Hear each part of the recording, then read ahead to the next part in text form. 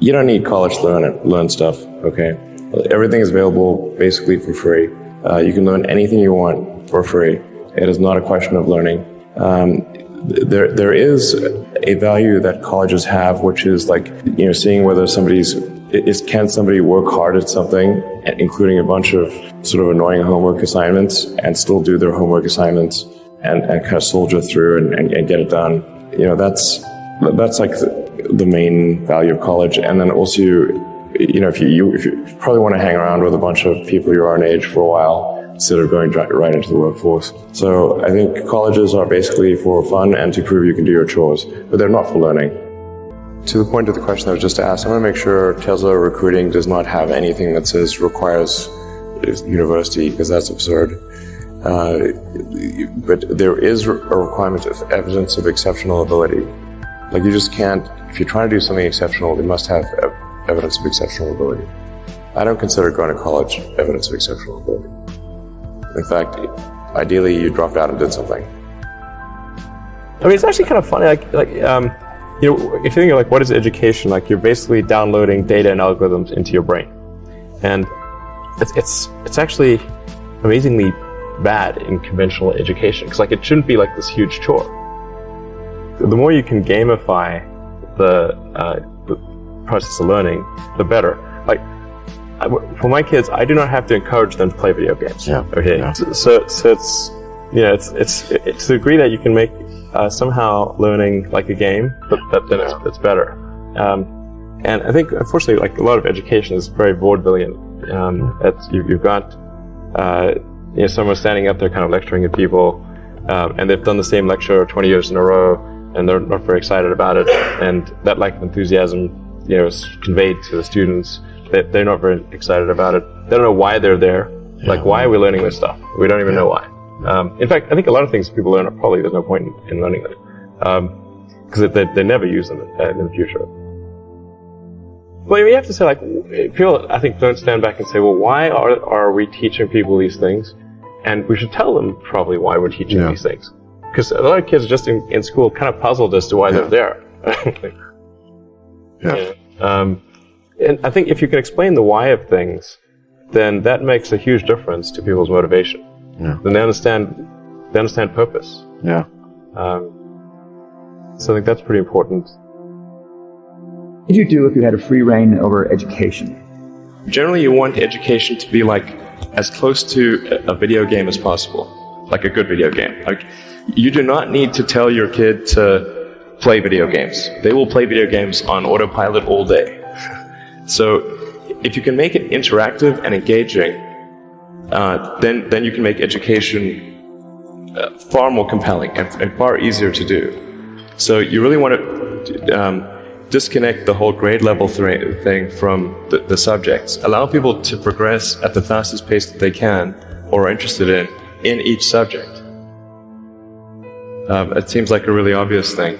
I think most teaching today is a lot like vaudeville, where and as a result, it's just not that compelling. It's like somebody standing up there and lecturing to you, and they've done the same lecture several years in a row. They're not necessarily all that engaged or in doing it. Do you agree with Peter Thiel about the unnecessariness of university, higher education? A university education is often unnecessary. That's not to say it's unnecessary for all people, but I think you probably learn about as much, or the vast majority of what you're going to learn there in the first 2 years, and most of it is from your classmates. Now for a lot of companies, they do want to see the completion of the degree, because they're looking for someone who's going to persevere and see it through to the end, and that's actually what's important to them. So it really depends on what somebody's goal is. If the goal is to start a company, I would say no point in finishing college. So I think that's how it should be, and it shouldn't be that you've got these grades where people move in lockstep, and so everyone goes through, normally, we'll go through English, math, science, and so forth from 5th grade to 6th grade to 7th grade, it's an assembly line. But people are not objects on an assembly line. That's a ridiculous notion. There's no need even to have a college degree. at all, or even high school. I mean, if somebody graduated from a great university, that may be an indication that they will be capable of great things, but it's not necessarily the case. You know, if you look at, say, people like Bill Gates or Larry Ellison, Steve Jobs, these guys didn't graduate from college. But if you had a chance to hire them, of course, that would be a good idea. So, you know, just looking just for evidence of exceptional ability. And if there's a track record of exceptional achievement, then it's likely that that will continue into the future. The mistakes, at least in my opinion, that I see being made in education is that the teachers do not explain why kids are being taught a subject. You know, just sort of get dumped into math and like, well, why are you learning math? What's the point of this? It seems like some people like maybe it's, I don't know why I'm being asked to do these strange problems. But, you know, the why of things is extremely important. Because, you know, our brain has evolved to discard information that it thinks has no relevance. So then, if on the one hand you're being asked to memorize or learn, say, formulas, but you do not know why this is the case, then you have this cognitive dissonance of, it seems irrelevant, but I'm being told to remember it, so I'll be punished. so I better remember it. But so the why of things is very important, and then being able to, and then picking kind of a problem, and then using various educational tools to solve that problem, like using math or physics or economics to solve that problem, is far more engaging than teaching the tools.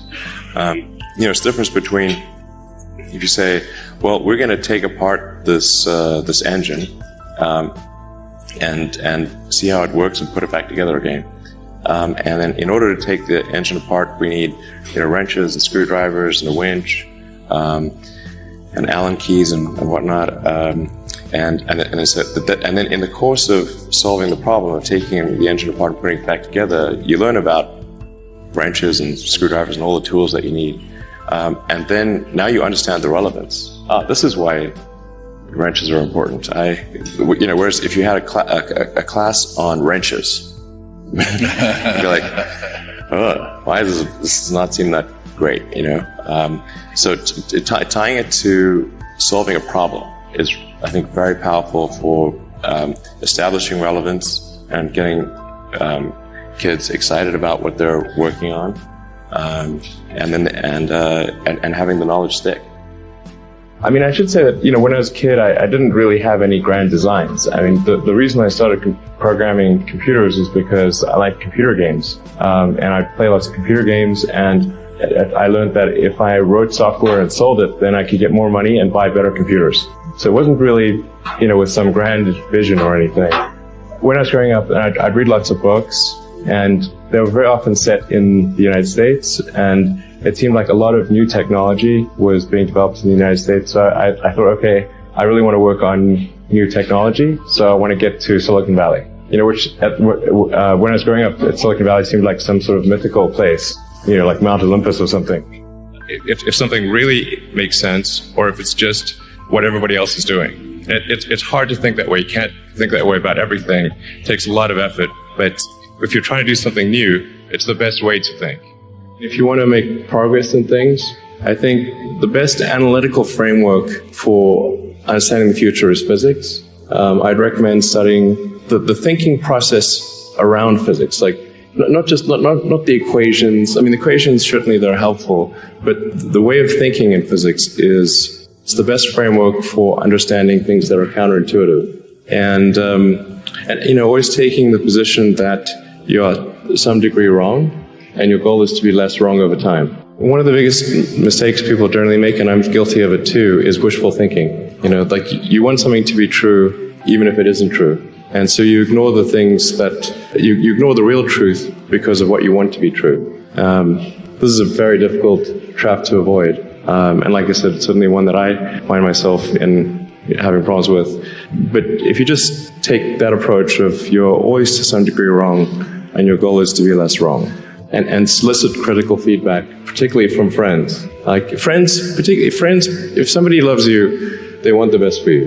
They don't want to tell you the bad things. So you have to ask them, and say, really, I really do want to know. and then they'll tell you.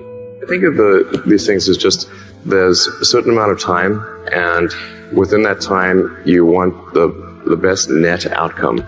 So for, all the set of actions that you can do, there's going to be some of which will fail, some of which will succeed, and you want the net useful output of your set of actions to be the highest.